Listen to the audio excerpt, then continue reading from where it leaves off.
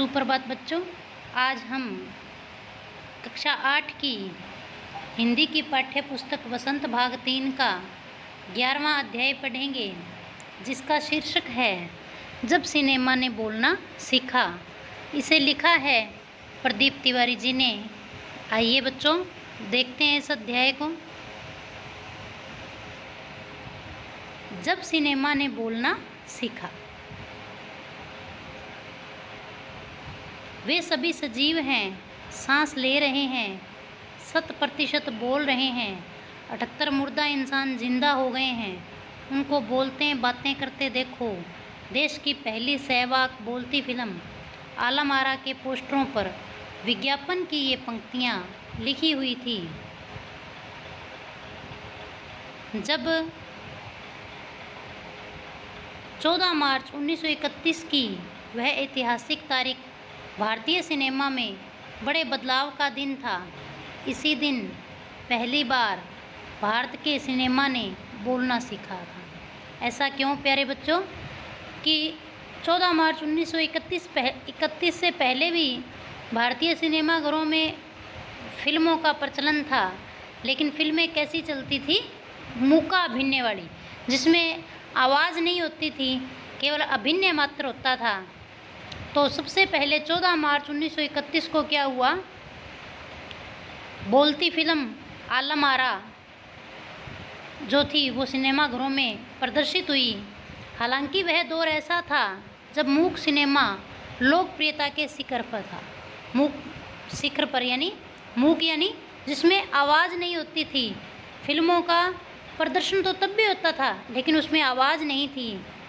पहली बोलती फिल्म जिस साल प्रदर्शित हुई, उसी साल कई मूक फिल्में भी विभिन्न भाषाओं में बनी, मगर बोलती फिल्मों का नया दौर शुरू हो गया था।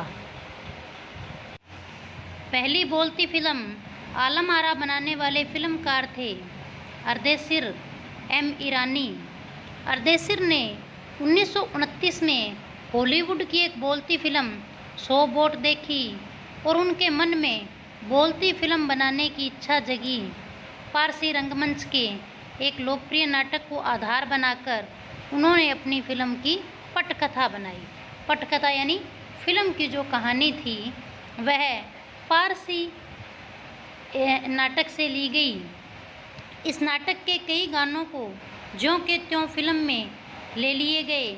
एक इंटरव्यू में अर्देशीर ने उस वक्त कहा था, हमारे पास कोई संवाद होता है, बातचीत नहीं था, गीतकार नहीं था, संगीतकार नहीं था, इन सब की शुरुआत होनी थी। अर्देशीर ने फिल्म के गानों के लिए स्वयं की धुनें चुनी। फिल्म के संगीत में महज 3 वाद्य तबला, हारमोनियम और वायलिन का इस्तेमाल किया गया। आलम आरा में संगीतकार गीतकार में स्वतंत्र रूप से किसी का नाम नहीं डाला गया। इस फिल्म में पहले पार्श्व गायक बने WM खान। पहला गाना था दे दे खुदा के नाम पर प्यारे, अगर देने की ताकत है। तो प्यारे बच्चों, आजकल आप देखते हो कोई भी संगीत या गीत जब गाया जाता है तो उसमें विभिन्न प्रकार के वाद्य यंत्रों का प्रयोग किया जाता है, लेकिन ये जो फिल्म आलम आरा जब बनी थी तो उसके संगीत के लिए, उसके गानों के लिए केवल 3 ही वाद्य यंत्र तबला, हारमोनियम और वायलिन का उपयोग किया गया। आलम आरा का संगीत उस समय डिस्क फॉर्म में रिकॉर्ड नहीं किया जा सका। फिल्म की शूटिंग शुरू हुई तो साउंड के कारण ही इसकी शूटिंग रात में करनी पड़ती थी। मूक युग की अधिकतर फिल्मों को दिन के प्रकाश में शूट कर लिया जाता था। जिन फिल्मों के अंदर आवाज़ नहीं होती थी उनको तो दिन में तैयार कर लिया जाता था, लेकिन ये जो फिल्म थी इसके साउंड के कारण इसे क्या हुआ, रात में इसकी किया गया, इसकी शूटिंग की गई। मगर आलम आरा की शूटिंग रात में होने के कारण इसमें कृत्रिम प्रकाश व्यवस्था करनी पड़ी। कृत्रिम यानी दिन में तो क्या होता है बेटा, सूर्य की रोशनी होती है और रात में अंधेरा होता है, तो कृत्रिम प्रकाश व्यवस्था यानी उन्हें लाइटों की व्यवस्था करनी पड़ी और यहीं से प्रकाश प्रणाली बनी जो आगे फिल्म निर्माण का जरूरी हिस्सा बनी। आलम आरा ने भविष्य के कई स्टार तकनीशियन तो दिए ही, अर्देशीर की कंपनी तक ने भारतीय सिनेमा के लिए 150 से अधिक मूक और लगभग 100 सहवाक फिल्में बनाई। मूक यानी बिना आवाज़ की और सहवाक यानी आवाज़ के साथ। Alam Ara film Arabian nights जैसी फैंटेसी थी। फिल्म ने हिंदी उर्दू की मेल वाली हिंदुस्तानी भाषा को लोकप्रिय बनाया। इसमें गीत संगीत तथा नृत्य के अनोखे संयोजन थे। फिल्म की नायिका जुबेदा थी, नायक थे विट्ठल, यानी जिसको आप हीरो या हीरोइन कहते हो। नायिका कौन थी? जुबेदा, और नायक थे विट्ठल। वे उस दौर के सर्वाधिक पारिश्रमिक पाने वाले स्टार थे। पारिश्रमिक यानी वेतन, पैसा पाने वाले स्टार थे। कौन? विट्ठल। उनके चयन को लेकर भी एक किस्सा काफ़ी चर्चित है। विट्ठल को उर्दू बोलने में मुश्किलें आती थी। पहले उनका बतौर नायक चयन किया गया, मगर इसी कमी के कारण, कौन सी कमी के कारण? कि उन्हें उर्दू भाषा नहीं बोलनी आती थी। उन्हें हटाकर उनकी जगह महबूब को नायक बना दिया गया। विट्ठल नाराज़ हो गए और अपना हक पाने के लिए उन्होंने मुकदमा कर दिया। उस दौर में उनका मुकदमा मोहम्मद अली जिन्ना ने लड़ा, जो तब के मशहूर वकील हुआ करते थे। विट्ठल मुकदमा जीते और भारत की पहली बोलती फिल्म के नायक बने। उनकी कामयाबी आगे भी जारी रही। मराठी और हिंदी फिल्मों में वे लंबे समय तक नायक और स्टंटमैन के रूप में सक्रिय रहे। इसके अलावा आलम आरा में सोहराब मोदी, पृथ्वीराज कपूर, याकूब और जगदीश सेठी जैसे अभिनेता भी मौजूद रहे, आगे चलकर जो फिल्मोद्योग के प्रमुख स्तंभ बने। यह फिल्म 14 मार्च 1931 को मुंबई के मैजेस्टिक सिनेमा में प्रदर्शित हुई।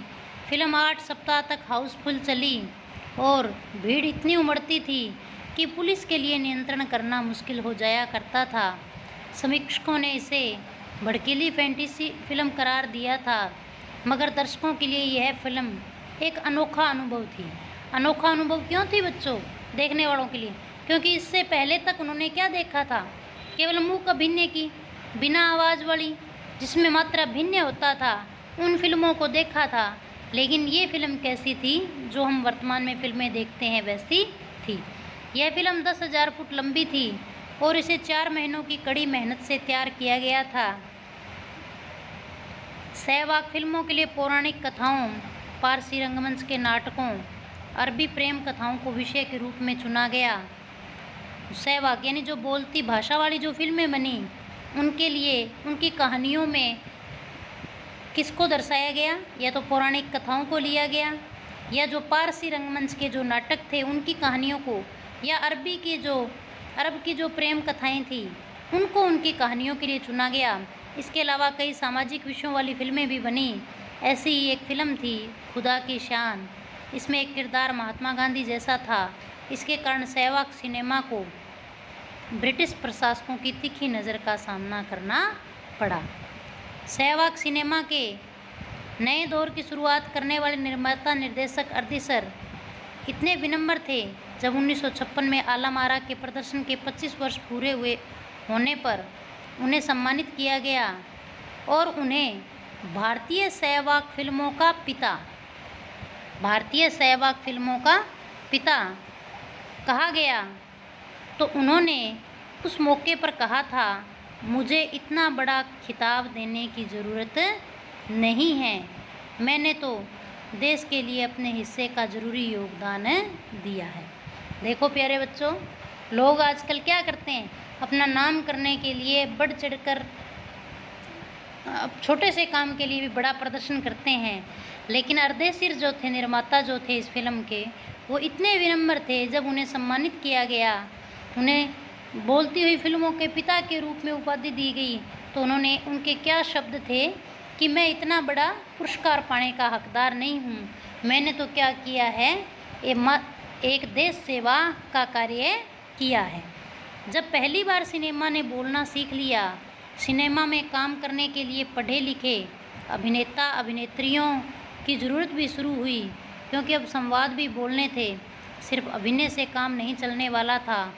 मूक फिल्मों के दौर में तो पहलवान जैसे शरीर वाले, स्टंट करने वाले, उछल कूद करने वाले अभिनेताओं से काम चल जाया करता था, क्योंकि मूक फिल्मों में क्या होता था, मात्र अभिनय होता था, एक्टिंग जिसे आप कहते हैं।